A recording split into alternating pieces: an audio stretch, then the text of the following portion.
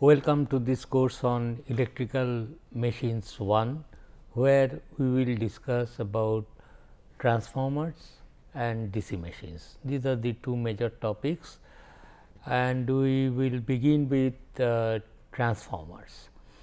Transformers, as we will see, will generally consist of a magnetic core material made of soft iron, over which there will be at least two coils wound,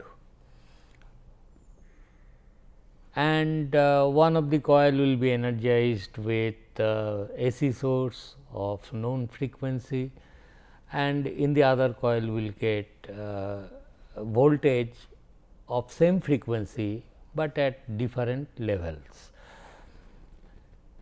So, that is primarily the job of a transformer is, that is, suppose you have a 200 volt 50 hertz supply, you require 400 volt 50 hertz supply, then I will use a transformer to change the level of the voltage from 200 to 400 volt, keeping the frequency constant.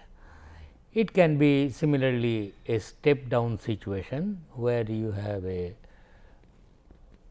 say 400 volt, you want to step it down to 100 volt level, then use a transformer. Transformer is a static device, its efficiency is very large. In case of power transformer, efficiency could be as large as 99%, unlike a rotating machine efficiency, which may be 80%, 85%, very good efficiency, because there is no rotating parts in it. There will be of course losses, which accounts for that 1% or 2% loss in power, that is there, because of conductors will carry current, it will have a I square R loss, and also core we will see when it is having a time varying flux, then also there will be heat loss inside the core of the material. Anyway, those things we will discuss in detail, but it looks like then we have to deal with these situations. That is, suppose you have a magnetic core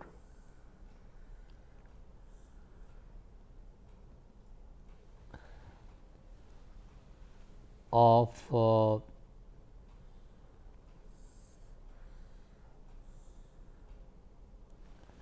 this kind, okay, and it has got a thickness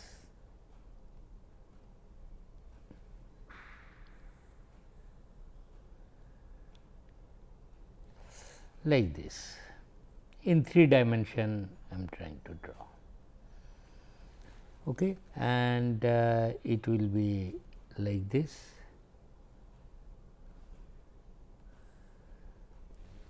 So, this is called, it is a made of soft iron, and I have drawn it right now as a solid iron block. We will see what is to be done, because solid irons are not used, but this is the structure of the iron, and over which there will be coils wound like this.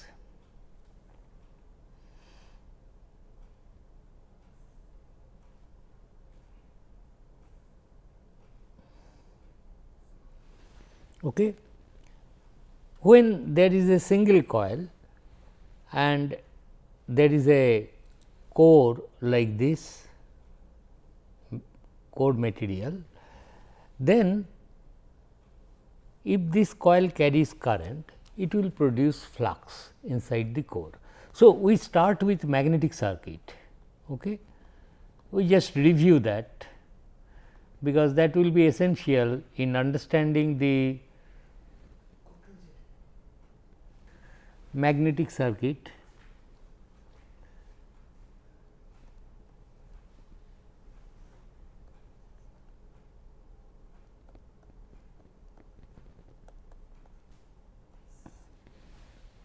Because there is a magnetic material, there will be coils wound over it, and the coils are supposed to carry current.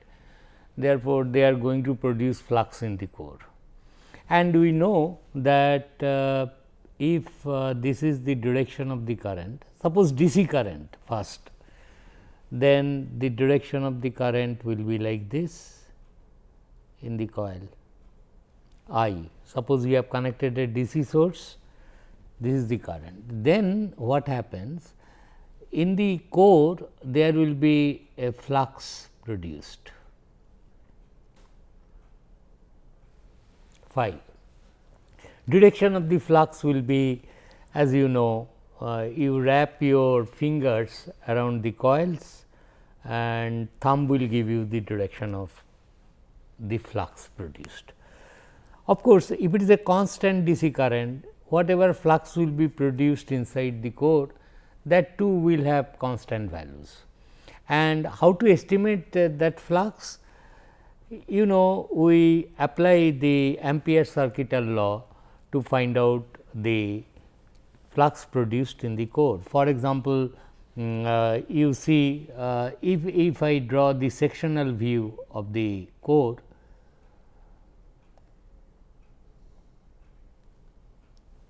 like this,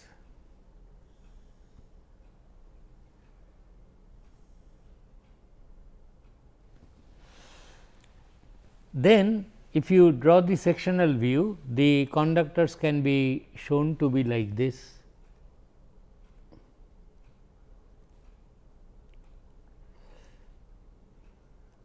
This is the coil sections. How many coil sections we will see?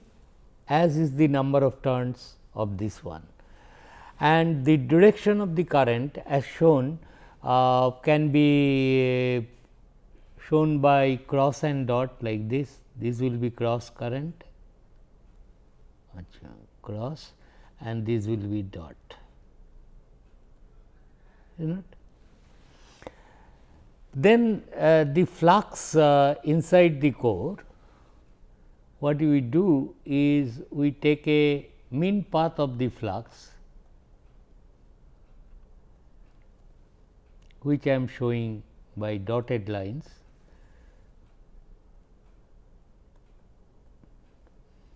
This is the flux and this red one is the length of the mean path, length of mean path of the flux.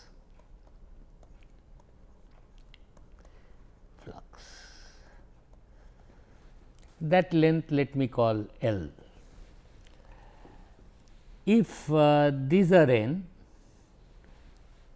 then Ampere circuital law says that integral H dot d l over a closed path is equal to current enclosed.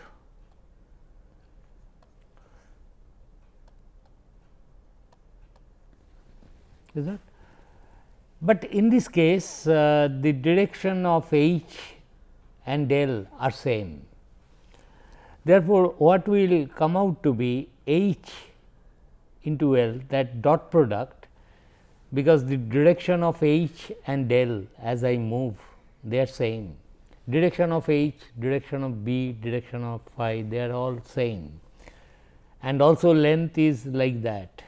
H dot d l means H into L should be equal to the current enclosed. How much current is enclosed by this path? N into I, N into I. We know this. So, I will not spend much of this time. So, this is N I by L. Its unit is ampere turns per meter. This will be the case.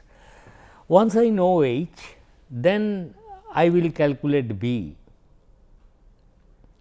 B will be equal to mu 0 mu r into H, where mu r is called the relative permeability of the core. And if the relationship between B and H is linear, then mu r is a constant value, and so this will be equal to mu 0 mu r, and for H I can write N I by L. Then then I go here, then the flux produced, which is in Weber, will be equal to B into the cross sectional area A. What is this A? A is this cross sectional area, that is this,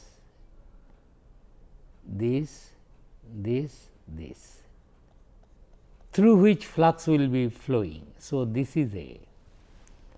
Okay.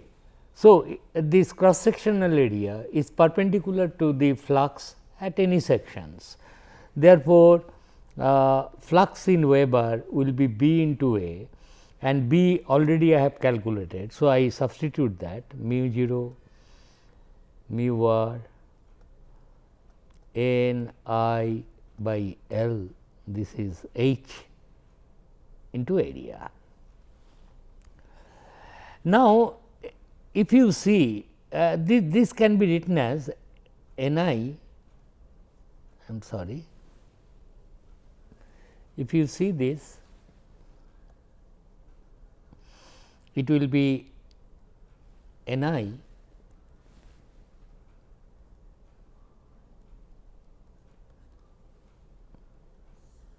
and bring all the other things in the denominator, which will become 1 by mu 0 mu r L by A. Why I have written in this fashion is this, that this is the cause, I can identify this is the cause, and phi is the effect.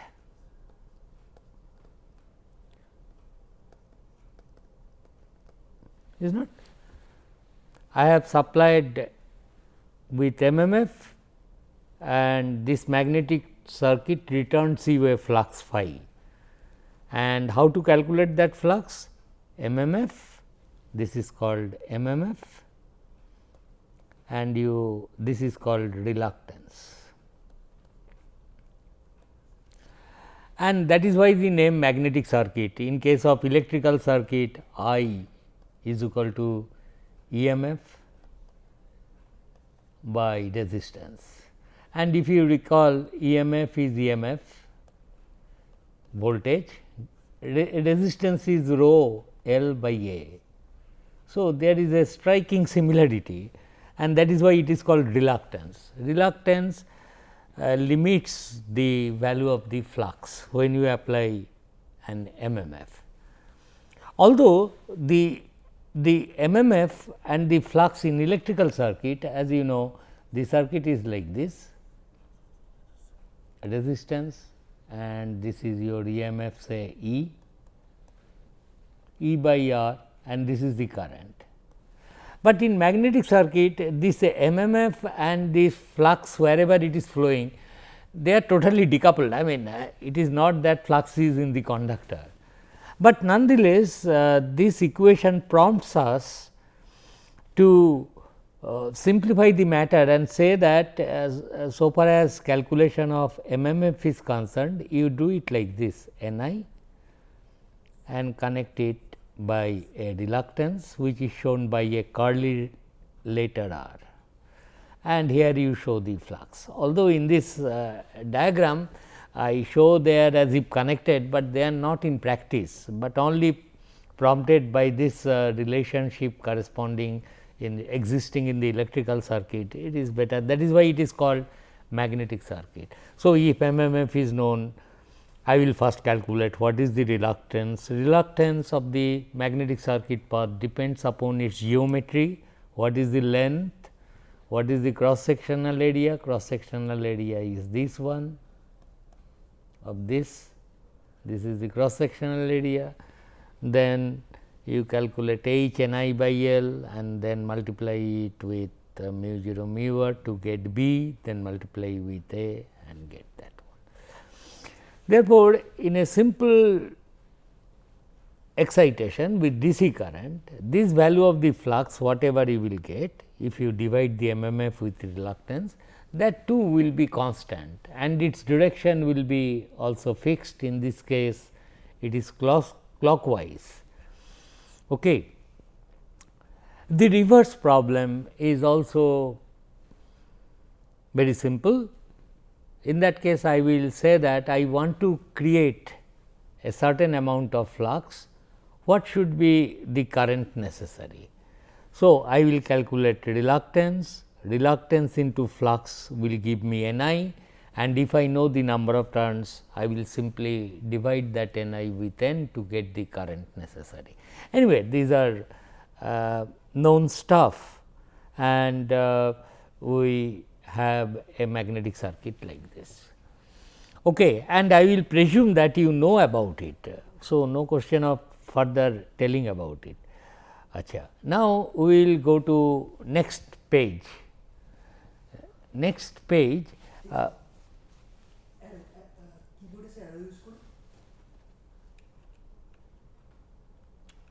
Let us go to next page. Now, I will tell you that what happens if the same magnetic circuit, that is this one, this point you listen very carefully, and this is the most interesting thing.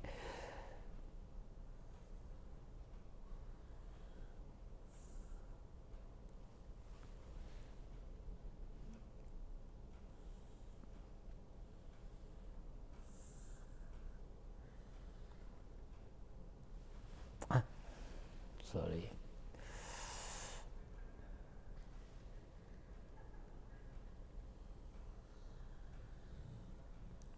I am sorry. Let me try to draw another thing here. That is the core I am drawing. You must understand. Why it is getting circled?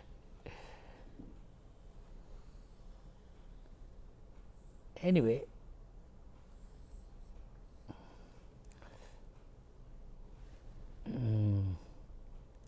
so suppose this is the core of the material. Let me draw slowly. Okay. And suppose you have let us consider a single coil, same magnetic circuit with n turns. But this time what I will do is this, I will connect it to an AC source. This is AC source of known voltage. For example, V 1 is equal to root 2,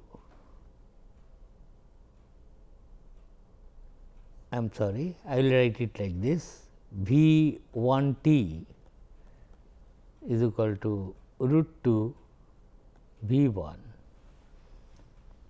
some say sin omega t or cos omega t, I will write it, applied voltage to this coil. Now, if you pass a sinusoidal voltage across the coil, in case of DC circuit, magnetic circuit, what I was telling, when the current is constant, then Ni you calculate MMF, divide it by reluctance, get the flux. But in AC circuit, AC magnetic circuit, the coil is connected across a AC supply voltage of known frequency, RMS value V 1 and supply frequency is F.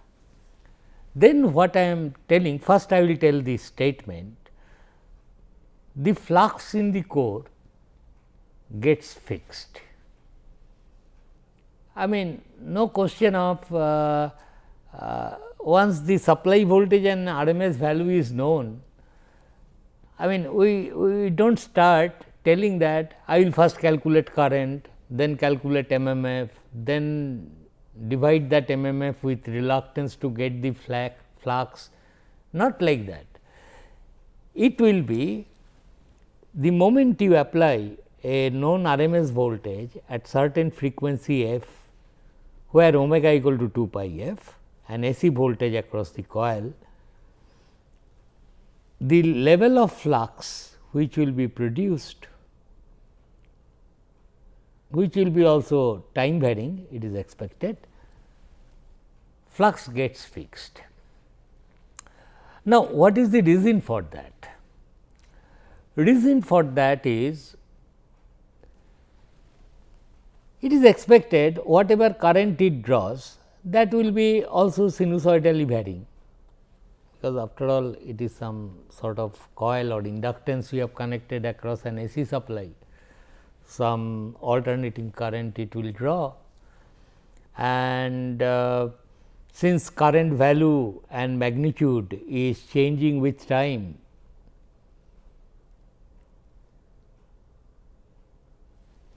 this phi 2 will be time dependent.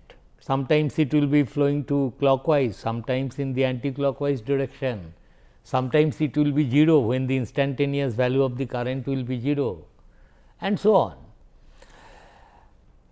But the moment an alternating flux is created inside the core of the coil, inside the core of this magnetic circuit, between these 2 points there appears an AC induced voltage. Suppose the number of turns of this coil is n, or say N 1, single coil N 1. Then according to Faraday, if there is a coil, if there is a time varying flux in the coil,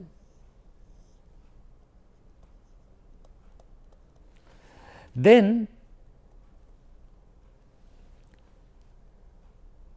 this coil itself become a seat of EMF, the value of instantaneous value of which is some minus n 1 d phi dt. About that sign it is not necessary so important, but what I am telling, this is the induced voltage, the flux linking the coil is changing with time, and therefore, there will be induced voltage across this coil. In this case, this flux is created by the current carried by the coil itself, but it does not matter. Faraday says, if there is a change of flux, rate of change of flux exists linking a coil, it is time varying, then between these 2 points it will become a seat of EMF. Negative sign is the Lenge's law. It tells that the polarity of this induced voltage will be such that it will try to oppose the very cause for which it is due. For example, this coil can be modeled as, here is your AC supply, V 1 t I have applied.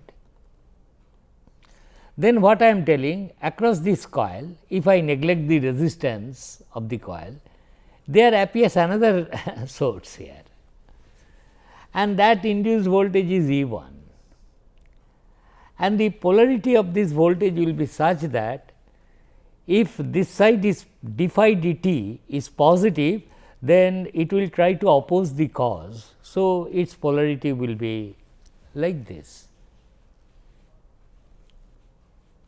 Okay. Or in other words, what I am telling, so this thing can be now be modeled like this, applied voltage, and there is another induced EMF.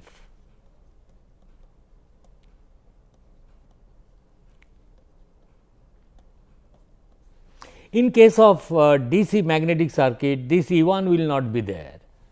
There is applied voltage which is constant. Of course, current will be limited by the resistance of the circuit, V by R.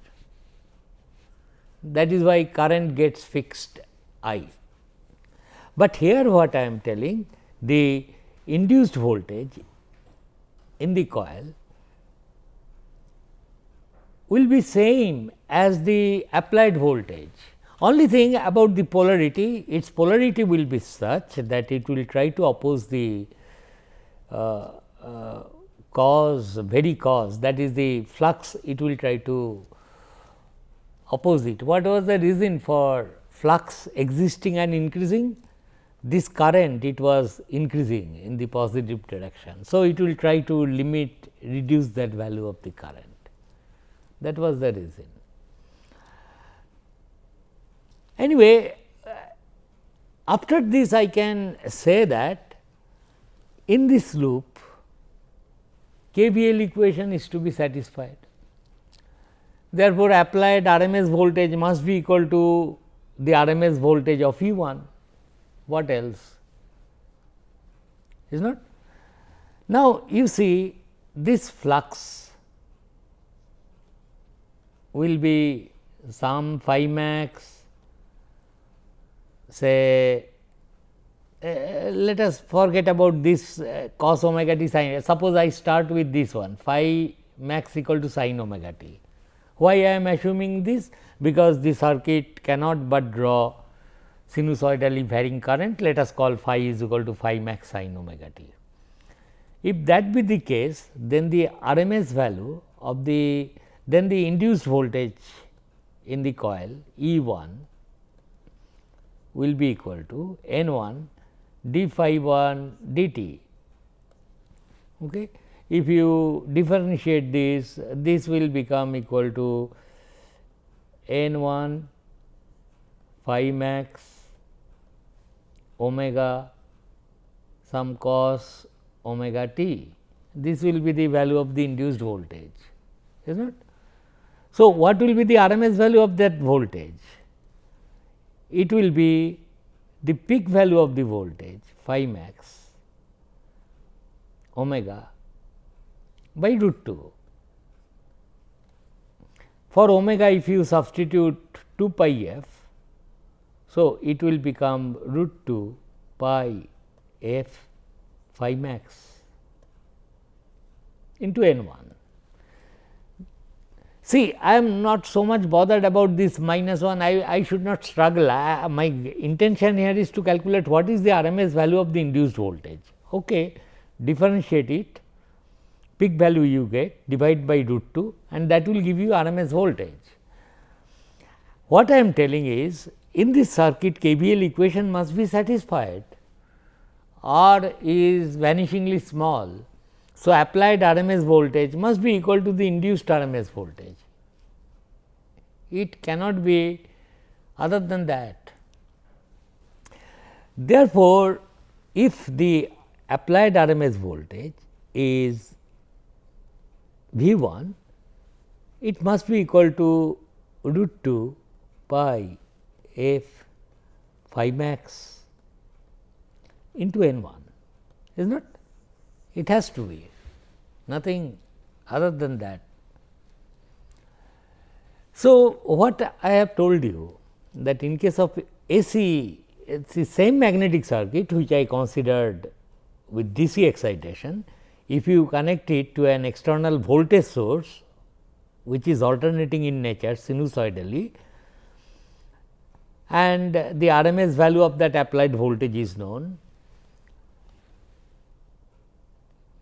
current whatever flows has to be sinusoidal.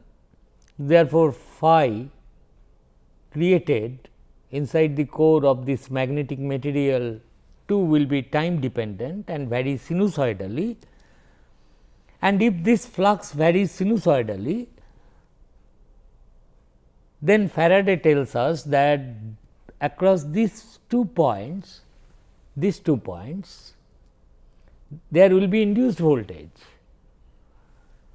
What is the magnitude of this induced voltage RMS value? That magnitude of this RMS voltage is root 2 pi f phi max into N 1. Applied RMS voltage is known V 1, induced RMS voltage is known capital E 1, and these two must be same, because KVL is to be satisfied in the primary. If that be the case, In this equation, what are the things I know? V 1 is known, supply frequency is known, N 1 is known, number of turns, and your phi max is equal to V 1 by root 2 pi f into N 1. This is the crucial thing. As I told you, see, mind you, in case of alternating magnetic circuit, if you apply an AC voltage, the level of flux phi max is decided by whom? By the supply voltage RMS value, by the supply frequency and number of turns. So, is it not something different from DC circuit? DC circuit, you apply some known current, DC current in the circuit, calculate MMF, divide by reluctance, get the flux. But here, it is somewhat interesting. The moment you connect an AC voltage V 1 and F,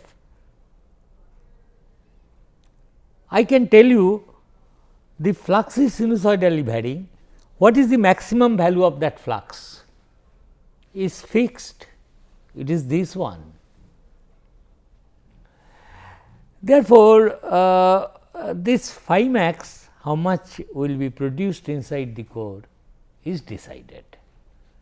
I do not have any control over it. In fact, I will go a step ahead. I will tell you, if this core material, it has got a permeability of mu r 1, you replace this core material with another magnetic material having relative permeability mu r 2, then also phi max is V 1 by this one. So, no matter what is the kind of magnetic material it is, good magnetic material, bad magnetic material, the moment supply RMS voltage and supply frequency are known, phi max in the core is decided. A very crucial point to go ahead with the concept of transformer. We will continue with that. Thank you.